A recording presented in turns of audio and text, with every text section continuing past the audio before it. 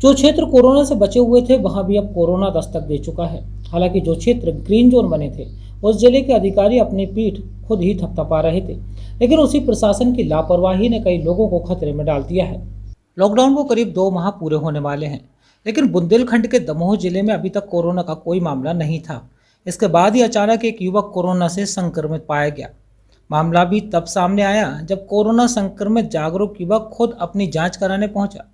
दरअसल कोरोना पीड़ित ग्राम सर्रा निवासी यशवंत पटेल महाराष्ट्र से दमोह अपने गांव वापस आया था, लेकिन कहीं पर भी उसका टेस्ट नहीं किया गया।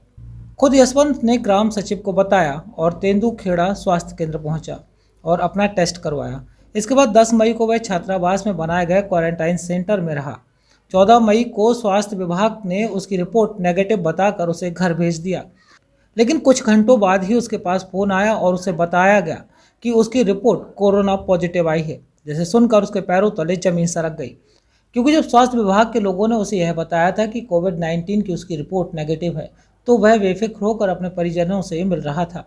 जानकारी मिलने के बाद कलेक्टर, एसपी सहित जिले के आला अधिकारी सर्रा गांव पहुंच गए और पीड़ित को एम्बुलेंस से दमोह पहुंचाया। वहीं उसके परिवार के लोगों को भी क्वारंटाइन करवा दिया गया है। इसके बाद युवक ने सोशल मीडिया पर खुद का एक वीडियो बनाकर वायरल कर दिया, जिसमें उसने गांव तक वापस आने की पूरी कहानी खुद कह दी। पहले आप ये युवक का वीडियो देखिए।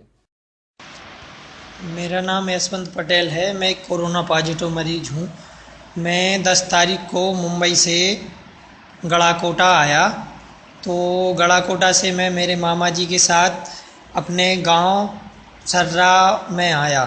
तो ना मेरी कोई पूछताछ हुई, ना मेरी कोई जांच हुई कि तुम कहाँ से आए हो, क्या है क्या नहीं है।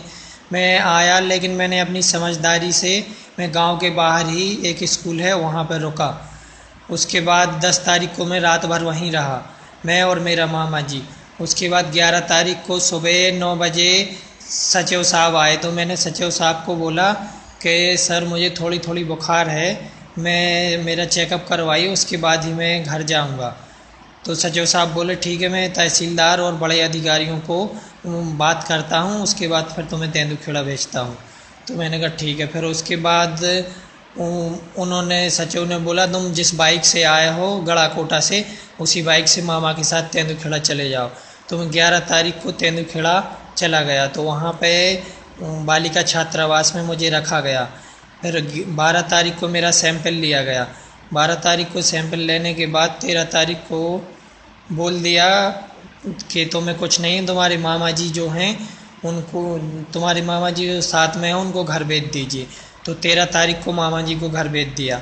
फिर 14 तारीख को मुझे बोला गया कि तुम्हें कुछ नहीं है, तुम भी घर जा सकते। तो 14 तारीख को मुझे भी 12 बजे घर भेज दिया। उसके बाद मैं घर आ गया। उसके बाद 3 बजे फिर मुझे कॉल आता है कि तुम कहाँ हो यशवंत। मैंने कहा सर मैं घर आ गया, मेरी रिपोर्ट नेगेटिव आई है, मैं घर आ गया हूँ। तो 3 बजे मुझे क्या बोल रहे हैं कि नहीं नहीं तुम्हारी रिपोर्ट पॉजिटिव आई है, तुम सबसे दूरी बना के रखो, किसी से ना मिलो, सबसे दूर रहो। तो ये स्वास्थ्य विभाग की बहुत बड़ी गलती है।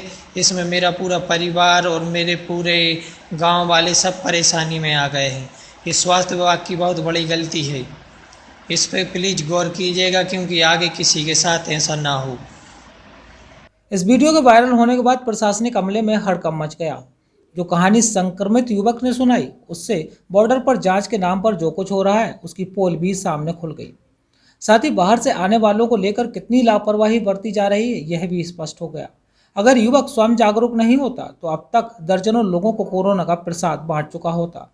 इस मामले में अब जिम्मेदार विभाग के अधिकारी सफाई देते दिख रहे हैं।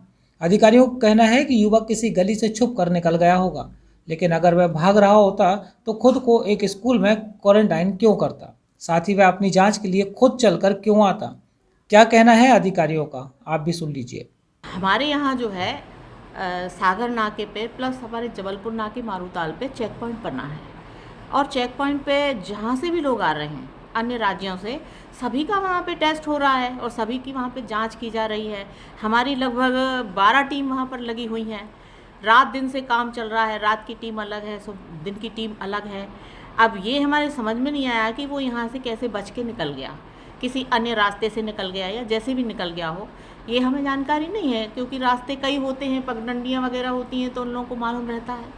इस पूरे मामले में जो लापरवाही सामने आई है उसे दरकिनार नहीं किया जा सकता, क्योंकि एक लापरवाही से कई लोगों के संक्रमित होने का खतरा आ खड़ा हुआ है। वहीं पीड़ित के परिजनों की रिपोर्ट अभी तक नहीं आई है। रिपोर्ट आने के बाद ही पता चलेगा कि यशवंत से कोई अन्य संक्रमित तो नहीं हुआ है।